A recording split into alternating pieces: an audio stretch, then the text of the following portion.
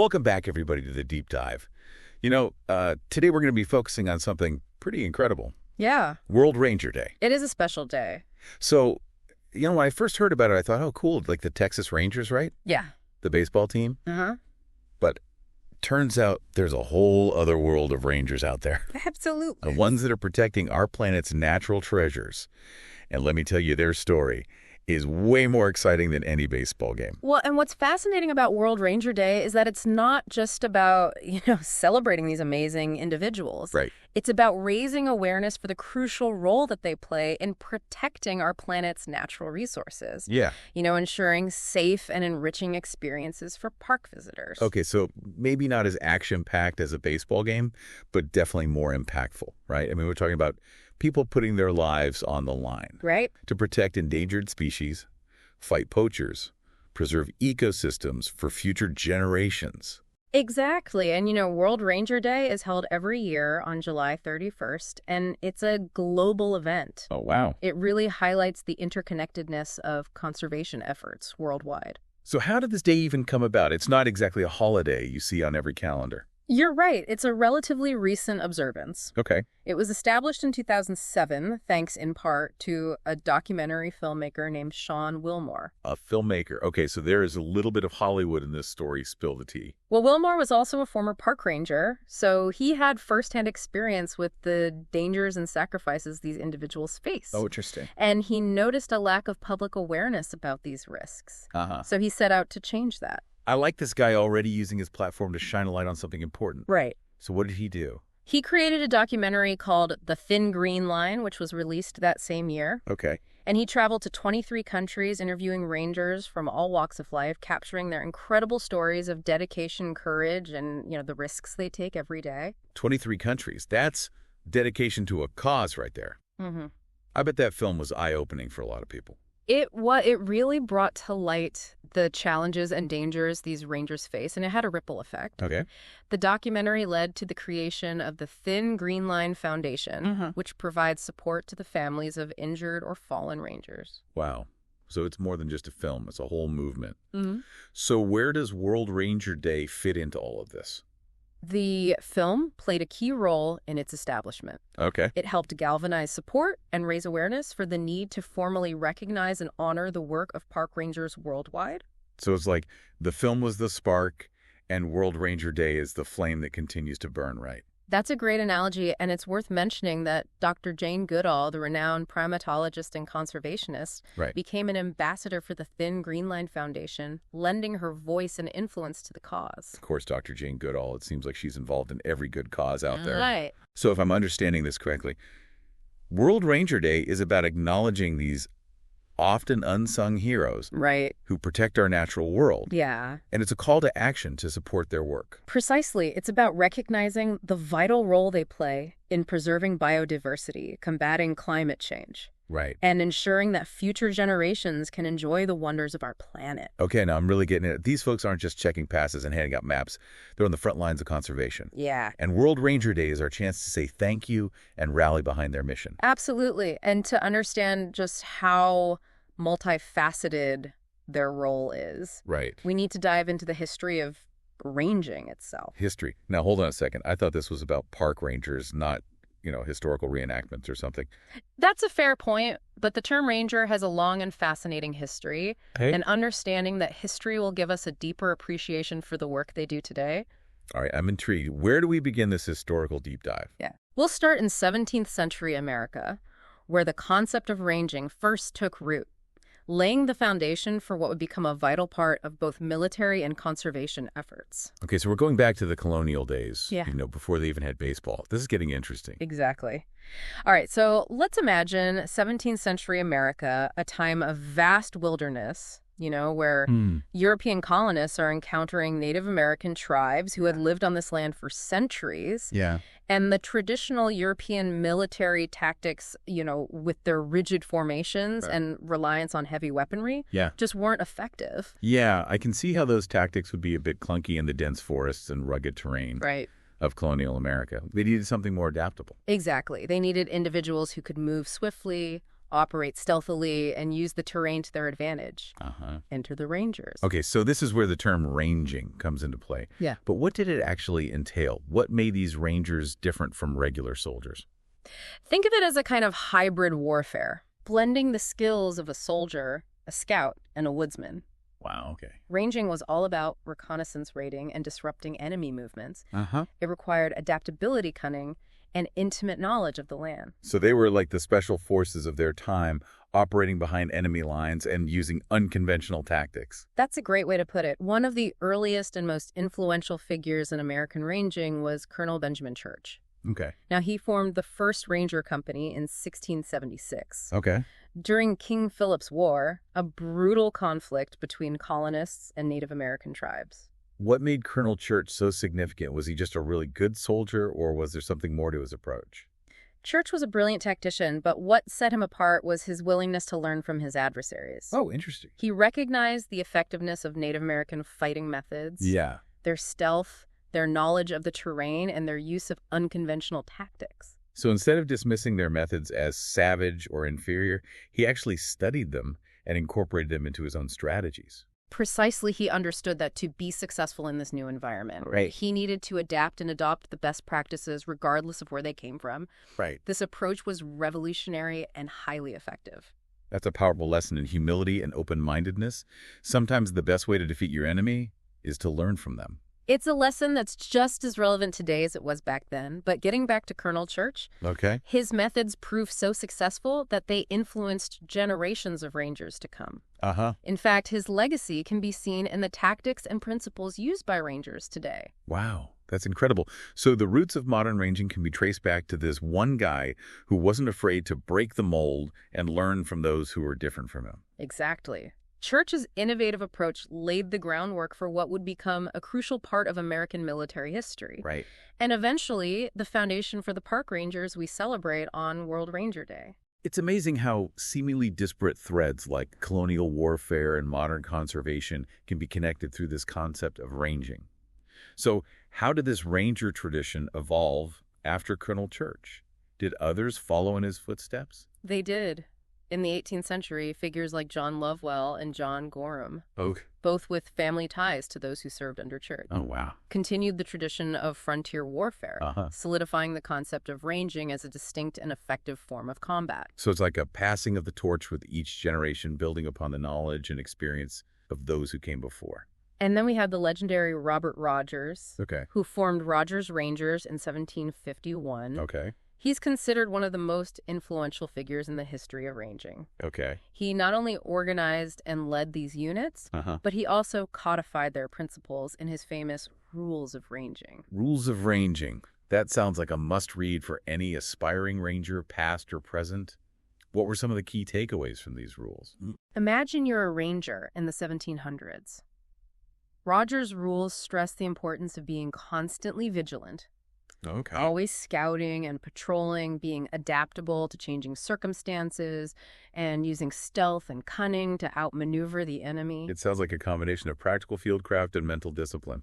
And the amazing thing is that these rules of ranging are still shared with graduating Army Rangers today. Wow. They've stood the test of time Yeah. because they embody those timeless principles of adaptability, resourcefulness, and mental fortitude Right. that are just as relevant in modern warfare as they were on the colonial frontier. It's like a direct link through centuries of military history, connecting those early rangers with the elite soldiers of today. And it's not just in the military where these principles have resonated as the concept of ranging evolved. It found its way into conservation efforts, shaping the role of the park rangers we celebrate on World Ranger Day. Okay, I'm starting to see the connection here. So these early rangers, with their skills in navigating the wilderness, understanding the natural world, and protecting the land, laid the groundwork for the park rangers, who safeguard our national parks and wildlife refuges today. Exactly. That spirit of exploration, Right. that connection with the natural world, and that dedication to protecting it Yeah. all stem from those early roots of ranging. So how did this transition from military ranging to conservation ranging take place? Was there a specific event or turning point that marked this shift? Well, as the United States expanded westward and the frontier became more settled, Right. the need for military rangers diminished. Got it. But the vast wilderness areas that were being explored and settled needed a new kind of protector, someone who understood the land and could safeguard its natural resources. Like the Rangers' mission evolved along with the nation itself. And as the national park system began to take shape in the late 19th and early 20th centuries, the role of the park ranger emerged as a vital part of conservation efforts. So while those early rangers were protecting the nation from external threats, these new park rangers were tasked with protecting the nation's natural heritage for future generations. Precisely. And they brought with them those same core values of courage, adaptability, and a deep connection to the land that had defined rangers for centuries. It's incredible to think about how this concept of ranging, born out of conflict and the need for survival, has transformed into a force for conservation and preservation. And it's a reminder that even though the world has changed dramatically since those early days of ranging, the core principles of courage, adaptability, and a deep respect for the natural world remain just as relevant and important today. So we've journeyed from the battlefields of colonial America to the establishment of national parks and the rise of the modern park ranger. What a fascinating evolution. But where do those military rangers fit into the picture today? Did they just fade away as the frontier closed? Not at all. The military ranger tradition continued to evolve alongside the conservation side of ranging. And in the 20th century, with the advent of modern warfare, the U.S. Army Rangers emerged as an elite fighting force, drawing upon those same principles of courage, adaptability, and expertise in unconventional warfare that had defined rangers for centuries. So while the park rangers were safeguarding our natural treasures, the Army Rangers were on the front lines defending the nation from new threats. Exactly, and their story is just as fascinating. Oh, I bet. Filled with tales of daring raids, heroic sacrifices, and unwavering dedication to their mission. Well, I'm definitely hooked on this whole ranger thing now as like a hidden world within our world, filled with individuals who embody the spirit of adventure, courage, and a deep connection to something larger than themselves. So we've explored the roots of ranging from those early American frontiersmen to the emergence of park rangers as protectors of our natural heritage. But you mentioned that the military ranger tradition also continued to evolve. What's their story in the 20th century and beyond? Yeah, it's a story of adaptation and specialization, really. You know, as warfare changed, becoming more global and technologically advanced, the need for highly skilled, rapidly deployable units became paramount. Right. And the Rangers were perfectly suited to fill that role. So while those early rangers were masters of the wilderness, these modern Army Rangers became masters of modern warfare. Think of them as the tip of the spear, you know? Yeah. They're the ones sent in for the toughest missions, Right. the ones that require surgical precision, lightning speed, and unwavering courage. Yeah. World War II was a pivotal moment for the Rangers, Okay. where they really came into their own as an elite fighting force. I remember reading about their daring raids on D-Day, scaling those cliffs under intense enemy fire. That must have been incredible bravery. It was those actions, you know, like the assault on Pointe du Hoc to take out a German artillery battery, Right. cemented their reputation as an elite unit capable of achieving the impossible. And their motto, you know, Rangers lead the way. Originated during that chaotic landing on Omaha Beach. Wait, really? Tell me that story. It sounds like something out of a movie. Picture this Brigadier General Norman Cota Okay. is trying to rally his troops on Omaha Beach. Yeah. And he comes across Major Max Schneider of the 5th Ranger Battalion. Okay. Cota, needing someone to push forward, asks, what outfit is this? Right. Schneider replies, 5th Rangers, sir. Uh-huh. Cota, without missing a beat, says, Oh, wow. well, God damn it if your Rangers lead the way. Wow, talk about a defining moment. It perfectly captures that spirit of taking charge, overcoming obstacles, and never backing down no matter the odds. And that phrase became more than just an order. Right. It evolved into their motto, embodying their ethos and inspiring generations of Rangers to come. Yeah. The Rangers went on to fight in Korea, Vietnam, Grenada, Panama, the Gulf War, Somalia, Afghanistan, Iraq. The list goes on. So they've basically been involved in every major conflict since World War II. That's an incredible operational tempo. Their ability to deploy rapidly anywhere in the world and execute a wide range of missions makes them incredibly valuable. Yeah. Direct action raids, airfield seizures, hostage rescues, counterterrorism operations, you name it, they're trained for it. It sounds incredibly demanding. What does it take to become one of these elite soldiers? The selection process is grueling, both physically and mentally. Yeah. First, there's the Ranger Assessment and Selection Program, or RASP, Okay. which pushes candidates to their absolute limits. Right. It's designed to weed out anyone who isn't fully committed and capable of meeting the extraordinary demands of being a ranger. So it's not just about physical strength. It's about mental toughness, resilience, that unwavering determination. Exactly. And for those who make it through RASP, there's Ranger School, one of the most challenging combat leadership courses in the world. Wow. It's 61 days of intense training, pushing students to their breaking point, forging them into leaders who can operate under extreme pressure and make critical decisions in the heat of battle. You know, it strikes me that both park rangers and Army Rangers, despite their very different roles, share some core qualities. Courage, adaptability, a deep respect for the environment they operate in, whether it's a natural landscape or a battlefield. Yeah, it's an interesting observation, and you're right at their heart. Both embody that ranger spirit, that willingness to face challenges head on, to push beyond their limits, and to serve a cause greater than themselves. Right. Whether they're protecting endangered species or defending freedom, they represent the best of humanity's dedication to safeguarding our world in all its forms. So as we celebrate World Ranger Day, it's important to remember both sides of this coin, right? Absolutely. The park rangers who dedicate their lives to preserving our natural heritage. Right. And the Army Rangers who put their lives on the line to protect our freedoms. They both deserve our deepest respect and gratitude. Well said. Their stories, intertwined through this long and fascinating history of ranging, remind us that courage, dedication, and connection to something bigger than ourselves are qualities that can make a real difference in the world.